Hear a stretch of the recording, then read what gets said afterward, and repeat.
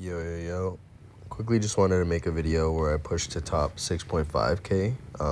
Well, actually, it's like sub 7k now because I didn't really record the video yesterday, even though I played yesterday. But yeah, I just haven't been playing that much, so I'm going to show you guys some quick games with Lavaloon. And then first game's up against like this popular Loon Cycle deck. Been in the meta since like 2019-ish. I don't really like the matchup. I think it's like pretty bad. It's always difficult even against like worse players, so I don't know. I've just never been a fan. Not really sure what the exact matchup is though, because I've never checked.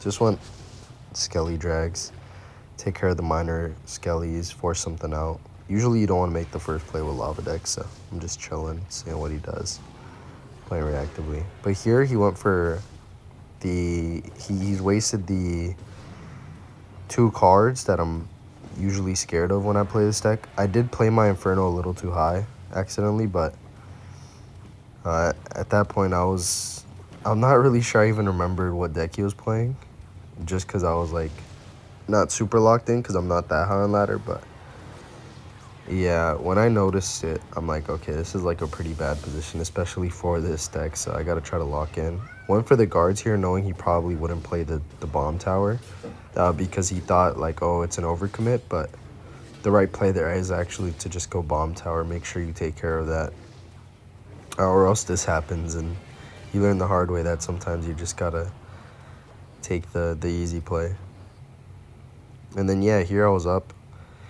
I'm up basically half a tower, but in this matchup I really do like 2 tower situations, just because in single tower I feel like it's a little bit harder to stop all that pressure, especially when you can reset your Infernos with the snowballs. So here I'm just gonna arrows, make sure I take it all out. Even if he snowballs, he's not gonna be able to stop this. So yeah, he goes for the snowball there, still kill it. I was pretty fine with that. I knew for a fact he wasn't going to be able to. He also has to defend this, like Skellies or something, unless he just wants to take the hits. He does end up like choosing to eat the hits, so I just cycle a Valk in the back, just to like force him to play stuff if he wants to actually get through. And then here I'm just gonna take his tower, just force double tower situations.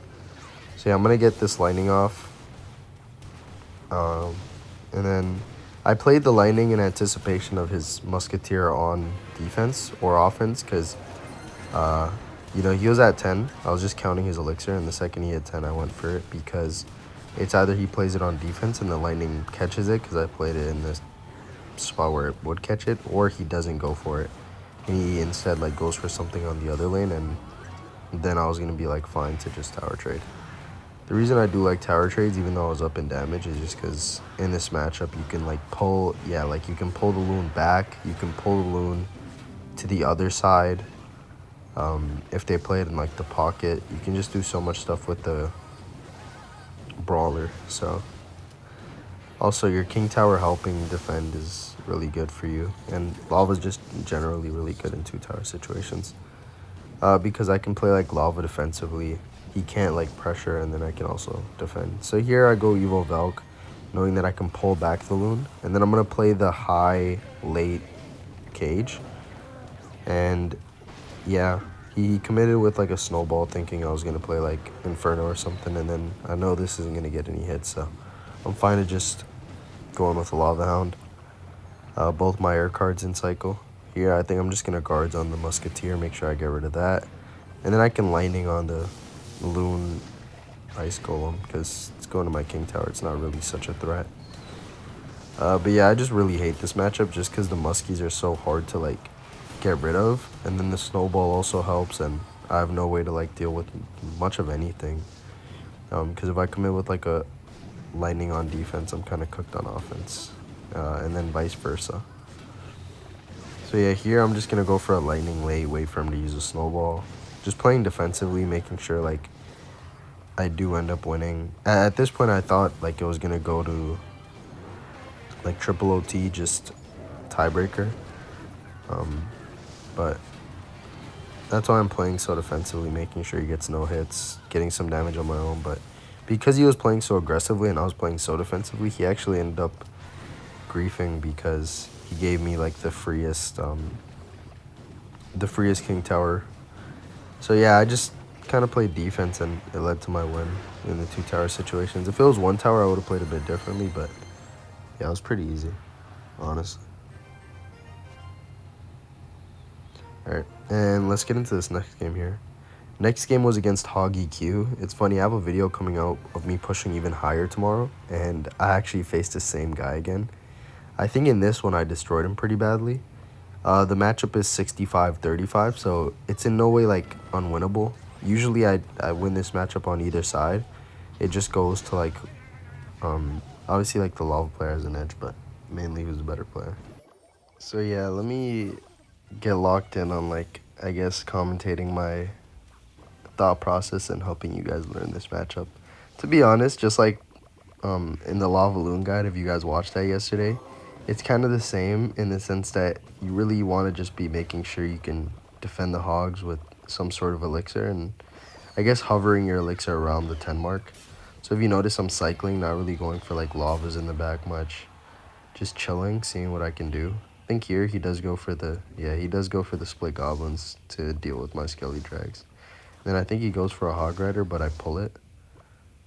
Oh, also the anti-EQ placement is huge in this matchup. So anti-EQ placement I also showed in my other Lava Lightning guide, matchup guide. And I also showed it in the Splash Art guide, I believe, against Hog EQ. No, I was up against Piggy's EQ. But yeah, where I placed it right there, doesn't allow him to doesn't allow him to EQ both the left side and the cage, so you just do it accordingly. So now if he went for a hog on the left side, I'd play it that same placement but to the right. It's kind of like pretty easy, honestly, to think of. And then here I know he's low because he hasn't played anything, and he goes for the Gobstein, so I know he's gonna pop ability on 0, which, you know, it will clean up everything because it is just a really broken ability. But it's like so fine because now I know I'm up 5 just because he played it at 0, and then I counted how much elixir I was at, so I just went lava in the back, knowing I was like free to do so. Got the loon in. Oh my gosh, I meant he got the lava in. I went inferno in the back. That's what confused me. Here he goes for that. I can honestly just wait, which is exactly what I will do. I think I do play offensive Valk, expecting the goblins, and I do catch them. Here I'm just going to go cage plus guards just to make sure I take no hits, because there's no reason to take hits. And then I can lightning before he pops ability. That's the reason I was able to go cage. People would say like, oh, it's an overcommit, but you know, I knew I had enough elixir because I was up to defend perfectly and also go for that cage, so I did so. I was fine with it. And here I can just go Inferno Dragon, activate King, and also defend. And there's not much he can really do. And these guards will take care of that, so, you know, I'm in a fine situation here. And then here, just seeing, and yeah, the second I see it gets that second hit, I go for the lightning arrows. And yeah, that'll be game. It was like super easy, even though this guy was like pressuring a lot. And then last game, we'll be up against like some weird lava control. This guy was like actually blowing my mind with every play. So he went Skellies in the back for his play, I believe.